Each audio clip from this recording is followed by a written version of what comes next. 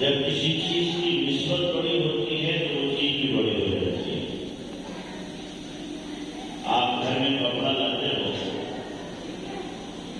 بچے کے کپڑے بنائے، اپنے کپڑے بنائے، تھوڑا سا بچ گیا، اس میں سے دستان بنا گیا.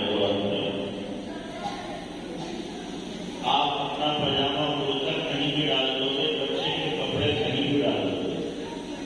جو قرآن کا دستان ہے اس کو زمین میں ڈالو نہیں ڈال سکتے، اس لیے کہ اس دستان کو قرآن کے ساتھ نسبت ہو گئی. بلکہ اس کے حکم یہ ہے کہ اگر کھونا بھی پڑے تو اس کے پانی کو نالی میں نہیں ڈالیں گے بلکہ کسی جالی میں کمرے میں ڈالیں گے، اس لیے کہ قرآن کے ساتھ جڑ گیا. وہ زمین جو قرآن کے ساتھ نتی ہے اس کا حکم قرآن کا ہے. اس طریقے سے قرآن کو بغیر وضو کے نہیں چھو سکتے، ایسے ہی جو دھرتی قرآن پر چڑھی ہوئی ہے اس کو بھی بغیر وضو کے نہیں چھو سکتے. اس لیے اس کو قرآن کے ساتھ تلفظ ہے، قرآن کے ساتھ وہ ملی تو نسبت ہے قرآن کے ساتھ. آپ کی مسجد بنی، ایک ہی بیٹھے سے لکھے آئی، کسی کے ممبر کو لگی، کسی کے لگی قلم، ایک ہی مستری نے لگائی، ایک ہی بھٹے سے آئی. اگر آپ جیسے کوئی بیوقوف ممبر پر جوتا پہن کے آ گئے تو انشاءاللہ اس کے جوتے والے ہیں کہ بےادبی کر رہا ہے. اور کوئی آدمی بیت الخلا میں بغیر جوتے کے چلا جائے تو آپ کہو گے پاگل ہے کیا، گندی جگہ بغیر چپل جوتے کے جاؤ. حالانکہ وہی چیزیں جو ایک گھنٹے سے آئی ہیں، لیکن ایک کو نسبت ہو گئی اس سے ممبر رسول سے اور دوسرے کو نسبت ہو گئی ہے گندگی سے. تو نسبت سے مقام بدل جاتا ہے. ہم سب کی نسبت ہے جناب رسول اللہ صلی اللہ علیہ وسلم سے، تو ہمارا مقام دیگر امتوں کے مقابلے میں سب سے بڑا ہوگا. ہم لوگ سب سے بعد میں آئے ہیں اور سب سے پہلے جنت میں جائیں گے.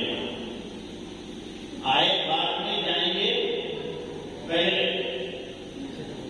کیوں؟ نبی کے ساتھ ہماری نسبت ہے.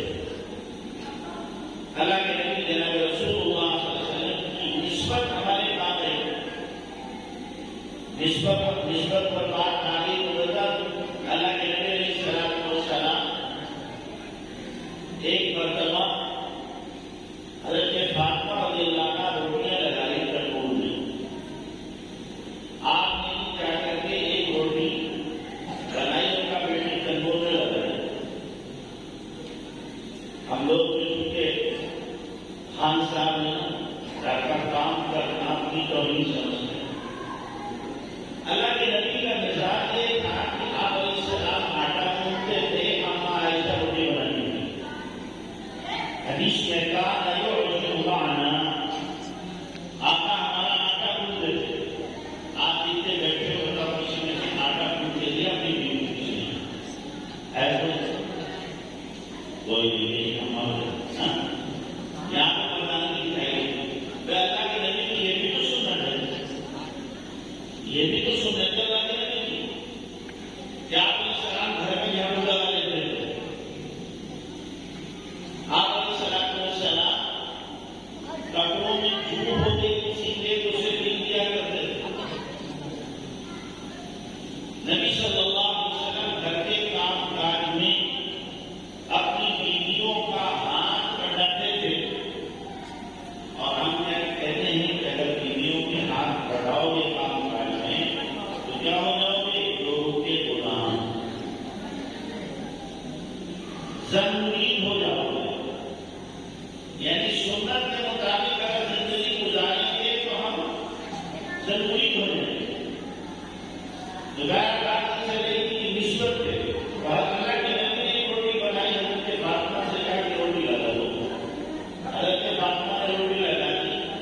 کچھ دیر بعد ساری روٹیاں نکال کے بیٹھی. آپ نے کہا بیٹی اپنی بیٹھی ہو، ہماری ساری روٹیاں تو صحیح نہیں. آپ نے جو روٹی پکائی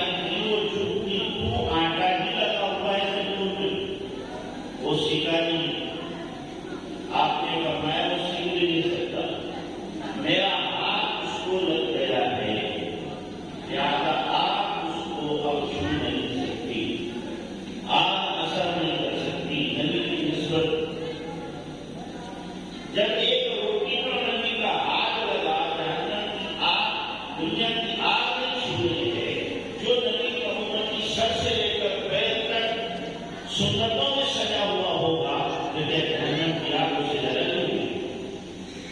اسے جہنم کی آگ جلائے گی؟ سوال ہی پیدا نہیں ہوگا. اسے